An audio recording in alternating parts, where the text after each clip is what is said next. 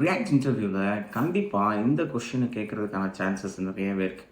இந்த கோடை கொஞ்சம் நல்லா பாருங்கள்.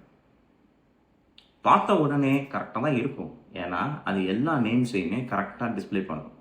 ஆனால் ரியாக்ட் ஒரு வார்னிங் கொடுக்கும். அது என்னென்னா, each child in the list should have a unique key prop. ஏன் ரியாக்ட் ஒவ்வொரு ஐட்டமையும் ஐடென்டிஃபை பண்ணுறதுக்கு யூனிக்கான கீ வேணும்.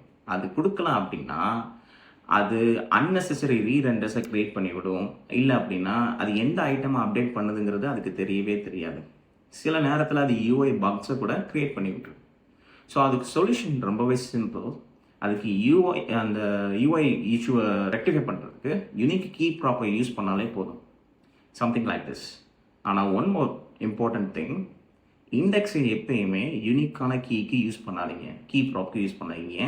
அன்லெஸ் அந்த லிஸ்ட் எப்பயுமே சேஞ்ச் ஆக போகிறது இல்லை அப்படின்னு கன்ஃபார்மாக இருந்தால் மட்டும் யூஸ் பண்ணுங்கள், இல்லைன்னா யூஸ் பண்ணாதீங்க. ஓகே. ஸோ இந்த மாதிரி நிறைய இன்டர்வியூ கொஸ்டின்ஸ் அண்ட் வின்னிங் ஆன்சர்ஸ்க்கு நம்ம சேனலை ஃபாலோ பண்ணிக்கோங்க.